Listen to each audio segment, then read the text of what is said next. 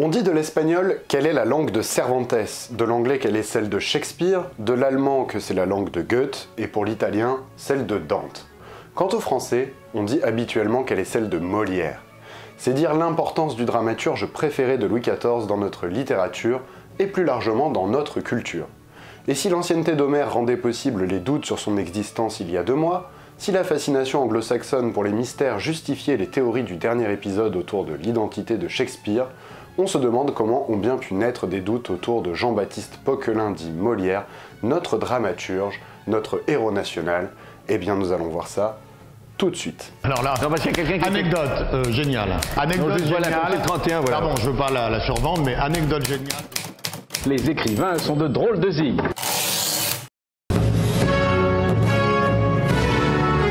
Comme pour son collègue anglais Shakespeare, nous ne savons pas précisément quand est né Jean Poquelin, mais nous avons sa date de baptême, le 15 janvier 1622 à Paris. À sa naissance, il s'appelait Jean. Ce n'est qu'à la naissance de son frère cadet, que ses parents appelleront aussi Jean, qu'on renommera Molière Jean-Baptiste. Ce qui est étrange dans ce sens-là, mais bon. Donc c'est un pur parisien, et selon moi, cela suffit à le rendre suspect. Mais ça, c'est que mon avis. Il est le fils de Jean Poquelin, lui-même fils de Jean Poquelin, ce qui donnerait une présentation étrange dans un univers de fantasy ou de SF. On m'appelle Jean-Baptiste Poquelin, frère de Jean Poquelin, fils de Jean Poquelin, tapissier ordinaire de la maison du roi, lui-même fils de Jean Poquelin, lui-même... Boring. Ok, on va faire simple, appelez-moi Molière. Il est donc issu d'une longue lignée de gens, tous marchands dans les domaines des étoffes et des meubles. Ses parents sont assez riches et appartiennent à la haute bourgeoisie parisienne, bien qu'ils vivent dans le quartier assez populaire des Halles, en plein cœur de la capitale. Son père obtient la charge officielle de tapissier ordinaire du roi, ce qui en fait plus ou moins le décorateur intérieur officiel des châteaux où séjourne le monarque français. Jean Poquelin père obtient même l'hérédité de cette charge qui reposera sur les épaules de son fils aîné, Jean-Baptiste, à sa mort ou sa retraite. Compte tenu de ce statut social, beaucoup supposent que Molière a fait ses études au prestigieux collège de Clermont, à Paris, connu aujourd'hui sous le nom de Louis le Grand. Mais on n'en a aucune certitude. Certains pensent également qu'il a été avocat, mais aucune trace officielle ne le prouve. En revanche, plusieurs scènes de ses pièces montrent une connaissance aiguë des lois de l'époque de son auteur. De là à en faire un avocat, c'est sans doute exagéré. Tout ça c'est intéressant, mais pour l'instant le jeune JB n'a aucun lien avec le théâtre. Rassurez-vous, j'y viens. Il va rencontrer la famille Béjart et se lier d'amitié avec elle. C'est une famille de comédiens et cette rencontre va changer sa vie et son destin. Âgé de 21 ans, JB va rompre la tradition des gens vendeurs de meubles et de tapis et fonde avec Joseph, Madeleine et Geneviève Béjart l'Illustre Théâtre, la 3e troupe de comédiens établie en permanence à Paris, après les grands comédiens de l'Hôtel de Bourgogne et les petits comédiens du Marais. L'ambition de cette troupe de jeunes comédiens est affichée dans leur nom, et ils vont connaître au cours des premiers mois un certain succès. Mais assez vite, les spectateurs vont délaisser l'Illustre Théâtre qui accumule les dettes.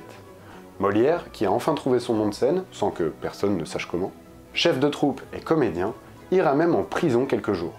Sauvé par la fortune de papa qui achète sa libération et paye ses dettes, il doit trouver un nouveau plan pour relancer la troupe. À l'automne 1645, l'Illustre Théâtre quitte Paris et devient itinérant pour un tour de France des salles et des villes pendant près de 10 ans. De la Guyenne au Languedoc, d'Avignon à Dijon, du Dauphiné à la Bourgogne, d'Agen à Poitiers, il sillonne la France comme une quinzaine d'autres troupes à l'époque, à la recherche de la fortune et surtout d'un protecteur qui pourra les financer et leur assurer des représentations. Contrairement à l'image champêtre que l'on se représente de cette période méconnue de la vie de Molière, on sait d'après ses livres de contes que la troupe menait grand train, probablement supportée financièrement par papa Poquelin. Les fréquentes étapes à Lyon des comédiens et les villes qu'ils visitent laissent penser à plusieurs biographes que Molière, pendant cette période nomade, travaillait parallèlement pour son père en achetant pour lui des étoffes qu'il lui envoyait. Ce n'est qu'une théorie, mais elle est tout à fait plausible. Cette quête du protecteur va porter ses fruits. En 1653, ils vont obtenir la protection du prince de Conti, protection qui durera 3 ans. Après cet abandon, la troupe de Molière se base essentiellement à Rouen pour se rapprocher de Paris. Et en 1658, ils obtiennent la protection de celui qu'on appelle Monsieur, le frère unique de Louis XIV. Grâce à cela, ils vont avoir l'opportunité de jouer devant le jeune roi qui est passionné de théâtre. La troupe joue Nicomède de Corneille, une tragédie, genre considérée comme le plus noble à l'époque. Mais le roi bâille, et quand le roi bâille, c'est chaud. Molière se rend compte du bide et change le programme de la représentation. La troupe joue le tout pour le tout avec une comédie courte et simple, mais très efficace d'après leur expérience itinérante, le docteur amoureux. Le roi rit aux larmes. Molière devient un de ses proches et bénéficiera d'une protection royale pendant longtemps. Notre JB est au top de sa gloire. Il aura mis du temps, mais il a enfin compris que son talent ne réside pas dans la tragédie, mais bien dans l'humour. Ses comédies empruntent à la farce médiévale, à la commedia dell'arte, le théâtre italien, à la tragédie aussi sur le fond comme sur la forme. Et ses pièces sont devenues intemporelles et font partie des plus jouées. Il prendra un malin plaisir à souligner les défauts de ses contemporains et les problèmes de la société de son temps, égratignant les médecins, les précieuses, les faux dévots, les bourgeois, la cour, bref, pratiquement tout le monde. Le roi Soleil le soutiendra jusqu'à un certain point, mais sera néanmoins contraint de le lâcher, subissant des pressions, entre autres du parti janséniste, très hostile au théâtre. Jean-Baptiste s'évanouira à l'âge de 51 ans, pendant la 4e représentation du Malade imaginaire. On raccompagne le chef de troupe chez lui, où il meurt quelques heures plus tard. Louis XIV se souviendra de son ami et lui accordera le droit d'avoir des funérailles chrétiennes et de reposer dans une tombe nominative, mais pour ne pas faire trop scandale, il sera enterré de nuit. Derrière lui, il laissera des dizaines de pièces dont certaines sont des classiques universels et il demeure encore aujourd'hui le dramaturge le plus joué de France. Chaque soir depuis sa mort, des dizaines de personnes rient en écoutant parler les personnages de Molière et sa gloire ne s'est jamais estompée. Il nous laisse également quelques scandales que certains de ses contemporains envieux de son succès ont déclenchés, notamment la question de l'inceste, puisqu'après être sorti pendant longtemps avec Madeleine Béjart, c'est avec la fille de cette dernière, Armande, que Molière partagera sa vie. Qui est-ce ça? C'est Menou, Armande, ta fille, et je vais l'épouser. Cependant, il y a très peu de raisons de croire qu'Armande était sa propre fille. Après, ça reste bizarre. Après, il le payera assez cher puisque les nombreux cocus qu'il incarne sur scène sont probablement si crédibles en raison de leur inspiration bien réelle. Après, ça reste bizarre. Parmi tous les scandales plus ou moins crédibles de ses contemporains, aucun ne porte sur la paternité de ses œuvres. Alors d'où cela vient-il? Eh bien, nous allons voir ça tout de suite. C'est à cause de lui, un certain Pierre Louis, que les problèmes arrivent. Les problèmes! Pierre Louis est un écrivain, un poète, proche du Parnasse et des symbolistes. Principalement connu pour avoir épousé la dernière fille de José María de Heredia, après être sorti de longues années avec sa grande sœur. Après, ça reste bizarre. Pour la rédaction des chansons de Bilitis, recueil de poèmes érotiques, que j'ai lu par conscience professionnelle, et qui est très bien au demeurant, pour ceux qui ont l'âge de le lire. Enfin, je précise ça parce que j'ai pas mal d'élèves et de parents d'élèves qui me suivent, et est-ce qu'on peut changer de sujet, s'il vous plaît? Non, en vrai, je suis obligé de l'évoquer parce que Pierre Louis, en fief et coquin qu'il était, a prétendu à la sortie de ce recueil que c'était l'œuvre d'une poétesse grecque contemporaine et amie de la célèbre Sappho, faisant de ses chansons de Bilitis un célèbre cas de supercherie littéraire. Passionné par les polémiques autour de la paternité des œuvres de Shakespeare et lui-même spécialiste de la supercherie, il va créer à son tour un drama à la française autour de Molière. On pourrait se dire que c'est une bonne blague, mais le problème, c'est qu'il a des arguments. Son idée est que Molière n'aurait été qu'un imposteur jouant sur scène des pièces écrites par Corneille.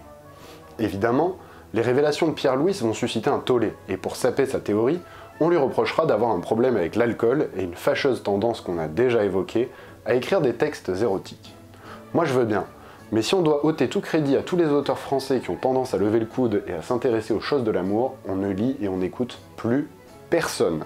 C'est ça que je dis, c'est ça que je dis, c'est plus ça que je dis. Et Ce qu'on oublie souvent de dire concernant Pierre Louis, c'est qu'il était un grand bibliophile et qu'il connaissait très bien ses classiques. Et ça tombe bien, puisque justement c'est sur son immense culture et sa mémoire qu'il va fonder son argumentaire. En relisant attentivement tout Corneille et tout Molière, il se rend compte qu'il y a une grande proximité stylistique entre les comédies majeures de Molière et les chefs-d'œuvre de Corneille. Il donne plein d'exemples précis de construction de vers, de choix de rimes, d'usage de vocabulaire, et c'est franchement brillant. De tête, le gars dit en lisant Corneille « Attends, j'ai lu un truc qui ressemble dans le Misanthrope, non ?» En vrai, c'est très fort.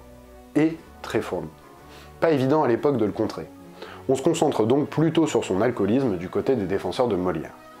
À sa suite, plusieurs personnes vont suivre la piste cornélienne et étoffer leurs arguments, notamment du point de vue historique. Par exemple, on n'a aucun écrit de la main de Molière, et c'est pas si vieux. La présence de la troupe à Rouen, ville d'origine de Corneille où il résidait pendant les séjours de Molière. Les chefs-d'œuvre de Molière qui apparaissent soudainement sous sa plume après plusieurs farces nettement moins travaillées. la collaboration officielle entre les deux hommes pour une tragédie ballet intitulée Psyché, le train de vie étonnant d'un Corneille devenu has-been à Paris, remplacé par le plus jeune Jean Racine. Bref, tout un tas d'éléments que les défenseurs de Molière contrecarreront avec plus ou moins de facilité. Les cornéliens vont néanmoins penser arriver au bout de leur démarche lorsque Cyril et Dominique Labbé, chercheurs au Pacte à Grenoble, vont effectuer en 2003 le même travail de comparaison que Pierre Louis, mais avec des outils statistiques et informatiques. Ils arriveront aux mêmes conclusions que le poète amateur de poésie érotique. On pense alors qu'on a le fin mot de l'histoire, mais non, puisque d'autres études statistiques verront le jour en se fondant sur des critères légèrement différents. La dernière en date est celle de Florian Caffiero et Jean-Baptiste Camp, en 2019, qui comparent les pièces de Molière, Jean Corneille, Pierre Corneille, Scarron et Rotrou, et leur conclusion est que Molière est bien Molière. Chacun se fait son opinion, choisit les études qui l'arrangent, et nous, on a du mal à y voir clair. Enfin, comme souvent, il y a une troisième voie entre les cornéliens et les moliéristes qui considèrent que les pièces seraient plus ou moins coécrites. Plusieurs comédiens ayant joué du Molière assurent que les textes n'ont pu être écrits que par un comédien qui a le sens du jeu, de la scène, et entre les deux prétendus auteurs, c'est Molière qui gagne. D'autres acteurs insistent sur la proximité qu'ils ressentent en déclamant certains vers attribués à Molière et ceux de Corneille. Le Rouennais aurait écrit les plus gros morceaux et Molière aurait cousu le tout avec son sens de la comédie? Peut-être. Aurons-nous un jour une réponse objective et sûre? J'en doute fort. Je ne rentre pas dans le détail de toutes ces études passionnantes parce que ça serait vraiment trop long, mais c'est passionnant. Donc si ça vous intéresse, sachez qu'on trouve une multitude d'articles, de documentaires et de podcasts sur le net. Vous pourrez ainsi vous faire une idée personnelle. Normalement, à ce stade de la vidéo, ou bien vous avez fait votre choix en mode « Mais oui, c'est clair !» ou alors vous êtes plutôt en mode « Ok ». Genre, c'est gentil monsieur Rigaud, mais on en fait quoi de toutes ces infos si on peut pas vraiment trancher avec certitude? Eh ben, je vais vous le dire. Voici maintenant, en conclusion, ce qu'il me semble important de retenir à propos de cette affaire Molière. Et il y a plusieurs choses importantes selon moi. Déjà, cette affaire permet de mettre en avant le vrai génie de Molière, et ce pourquoi il était surtout réputé de son vivant, son jeu d'acteur et sa capacité à gérer sa troupe. Molière était un comédien de génie, sans aucun doute, peut-être même le plus grand acteur comique de notre histoire. Qu'il ait écrit ses pièces ou pas, change son statut de dramaturge, d'auteur, mais pas celui de comédien. Ça ne change pas non plus ce qu'il a fait d'immense, à savoir donner ses lettres de noblesse à la comédie. Deuxième conclusion, la notion de droit d'auteur est très floue au XVIIe. On en avait déjà parlé un peu dans l'épisode sur La Fontaine et dans ma présentation du Cid, je crois. Mais celui que l'on considérait comme l'auteur de sa pièce était en fait celui qui en dessinait les contours, qui la présentait et qui avait ce qu'on appelle aujourd'hui le final cut. Ça ne posait aucun problème d'employer des gars pour remplir les scènes avec des vers de leur création. D'autre part, Molière s'est toujours très fortement inspiré, pour pas dire qu'il repompait carrément, des canevas entiers de pièces italiennes de la Commedia dell'arte, ou même de pièces espagnoles. Sans aller si loin, on sait que la scène de la galère des fourberies de Scapin avait été copiée presque au mot près d'une pièce de Cyrano de Bergerac, le Cyrano historique. Rostand évoquera d'ailleurs cet épisode dans la magnifique scène finale de sa pièce en faisant dire à son héros apprenant le plagiat « Molière a du génie et Christian était beau ». Ce qui pose un problème à Rostand, à Pierre Louis et à nous autres modernes n'en posait pas autant aux contemporains de Molière, ce qui rend ce mystère d'autant plus insoluble. Je rappelle juste que ses adversaires, et il en avait beaucoup, étaient prêts à l'accuser d'inceste sans preuve, alors pourquoi ne l'ont-ils pas attaqué sur ses plagiats? Enfin, dernière conclusion, et c'est sans doute la plus importante, Molière n'est pas qu'un génie de la scène et sûrement de l'écriture, c'est une légende, un mythe. Le mythe du fils de bourgeois qui plaque tout, renonce à la richesse et à la sécurité pour vivre une vie de bohème avec une troupe de comédiens aux mœurs plus légères. Le mythe de celui qui s'est fait tout seul en gérant d'une main de maître sa compagnie et qui, d'une faillite, a fait la comédie française. Le mythe de celui qui a refusé d'être le tapissier du roi pour devenir son ami. Le mythe de celui qui a attaqué tout le monde sans peur et avec pour seule arme le rire. Le mythe de celui qui a initié la grande tradition française de la comédie en la hissant presque aussi haut que la tragédie à une époque où c'était loin d'être simple. Oui, certains de ces éléments dans sa biographie sont sûrement exagérés, voire biaisés. Peut-être que Corneille se cache un peu dans l'ombre de Molière. Peut-être. Et alors? Vous voulez savoir ce que j'en pense? La vérité, le fin mot de l'histoire, je m'en tape. J'adore Corneille et j'adore Molière. Leurs pièces sont des chefs-d'œuvre universels, peu importe leur véritable auteur.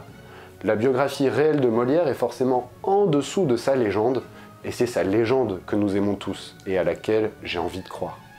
Or, cette légende s'accompagne nécessairement de mystère.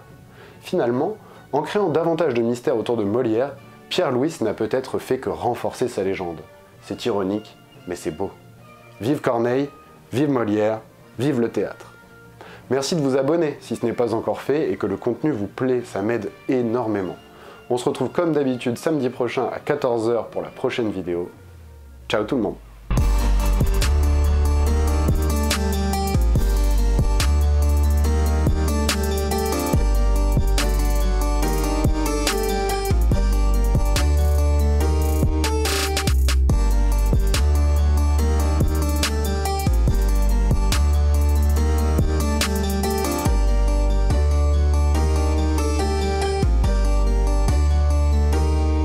Quel était le vrai nom de Molière? Vas-y, va niquer ta mère la pute. T'as dit quoi là? Va niquer ta mère la pute. Mais arrêtez, madame là. Quel était le vrai nom